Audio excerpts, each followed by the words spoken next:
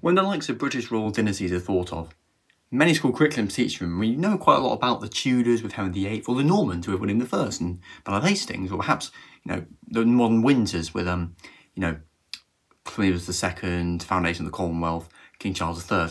However, I think there's always one dynasty in my mind that is often left out, and really never has served its justice. That is the Plantagenet dynasty, started in 1154 with Henry II, all the way up 485 with the fall of Richard III, Battle of Bosworth. I'll be taking you on an 8-part series over 331 years of history, looking at Henry II, Richard I, John, Henry III, Edward I, Edward II, Edward III, Edward II, Henry IV, Henry V, Henry VI, Edward IV, Edward V, Richard III. 14 monarchs to go through, from civil war and chaos to another civil war, battles, a 100-year war, and lots of internal affairs, so to say the same. This is the Plantagenet dynasty. England's root as a global power was cemented by these people. An Angevin empire, a kingdom, and warfare, to the collapse nearly of defeat. This is the Plantagenets, a warrior dynasty. Please enjoy the series.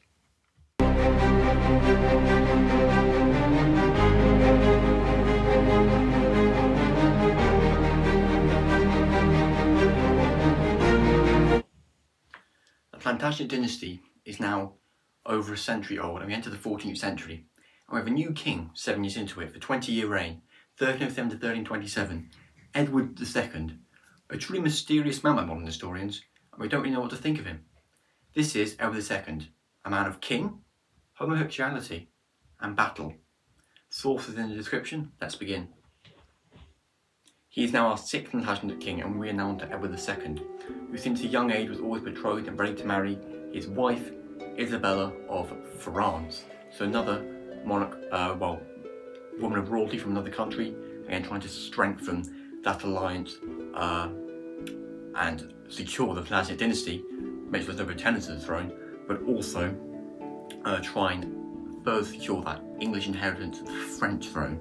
So there's also the political and militaristic side to why English monarchs have historically done that throughout the centuries, although they just go on to like Spanish and Habsburg in the 16th century. We won't get into that. However, their relationship, unlike some previous Plantagenets, wasn't always entirely strong, and particularly by the end of Edward II's reign in 1327, their relationships had slightly soured between Isabella of France.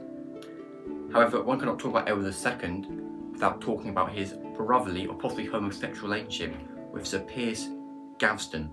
Now, Edward II being homosexual is a slightly disputed claim, because unlike other English and British monarchs who've been claimed to be homosexual, or you name it. For example, William II didn't have any children, that's why people think he was homosexual. But Edward II, of course, did have children, and that was a smooth line of succession, at least relatively, which we'll get onto later, after he died. So many people think it was just brotherly relationship rather than close. But alternatively, there are sources that, they did have sexual relations, they get sexually intimate, very close with each other at times, and he would typically spend many afternoons with Sir Piers Gaveston, walking up and down the garden, discussing ideas, sitting very close to each other, and clearly having perhaps more than just brotherly or friendship in terms of a relationship. However, although domestically things were relatively secure during Edward's reign, socially, economically, and politically at court and in government, in terms of foreign, because of course Scotland's not part of England yet until 1707, foreign, things are not going well for Edward II, and see on to another part of that pillar we talk about in the title, battle. The most famous battle, I think, by far during Edward II's reign is of course the Battle of Bannockburn, which was fought on the 23rd of June 1314. And looking back to the previous point, there was a very large English garrison of around 20,000 to 25,000 soldiers, Edward II, along with Humphrey de Bohun. And the Scottish, under their king Robert I, and Edward Bruce, of course, Edward the Bruce, some of the Scottish soldiers reportedly started shouting homosexual slurs and rude bad language and foul language at Edward II, because again they suspected he probably was homosexual, that was the Scottish, and then the English didn't like the fact they were trying to insult and intimidate their king, and the battle did begin. Along with the fact, of course, in the First War Scottish independence had already been occurring under Edward I, and Scotland and England generally don't really like each other, the old line, old as in A-U-L-D, between Scotland and France that exists at this point. So if Scotland has a chance to beat up England and England has a chance to beat up Scotland, it's going to occur. So the Battle of Bannockburn, like I said, 23rd June 1314, was actually a complete disaster for the English. The Scottish had a very strong and formidable formation, despite actually having only around 5,000 to 8,000 soldiers, just about a fifth or even a fourth of how many soldiers the English had, because they had very unique square formations and very long pikes and spears. So the English cavalry, as soon as they charged forward on their horses, simply could not do anything about it. And also, the English were coming from the high ground, but they had to go through quite a boggy sort of lake, a bog, before they got up to the Scottish. So the horses had to slow down, they slipped a bit, some fell over before they even hit the Scottish, so they weren't hitting the Scottish with full force, with full strength and with full speed. The Scottish maintained the element of strength and had a strict military discipline, which ultimately won them the battle. Following this battle, Edward II had now a pretty almost pathetic, although people in government thought that pathetic strength with the military and thought he was not actually that fit to rule. And by 1327, he was in imprisonment in Castle Berkeley. He was in Castle Berkeley, he was actually in imprisonment. The king was in imprisonment. Now, strictly speaking, under, like I said, we've seen the Charter of Liberties, Magna Carta, and the 1164 parliamentary laws, again, democratisation of England, you could do this. If the king was not fit to rule and the politician, the government and nobility disagree with the king, you could override and effectively veto the king. Of course, again, English Civil War, 17th century, Charles I disagreed with that, but again, that's a story for another time. For now, the king is in imprisonment, and again, similar to that idea of a slightly mystical king we're not quite sure about, on some reports, and although it's fact that you receive quite a lot of luxury items and gifts and rewards, and quite a lot of castle imprisonment to roam around, not just in one single cell.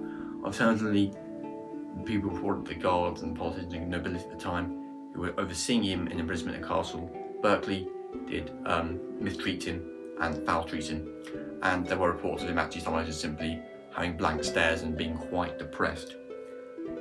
And as a result, it all got to him. In 1327, after a 20-year reign, Edward II did die under suspicious circumstances, as very quickly Edward III was already well on the way to making sure he was crowned king as his son.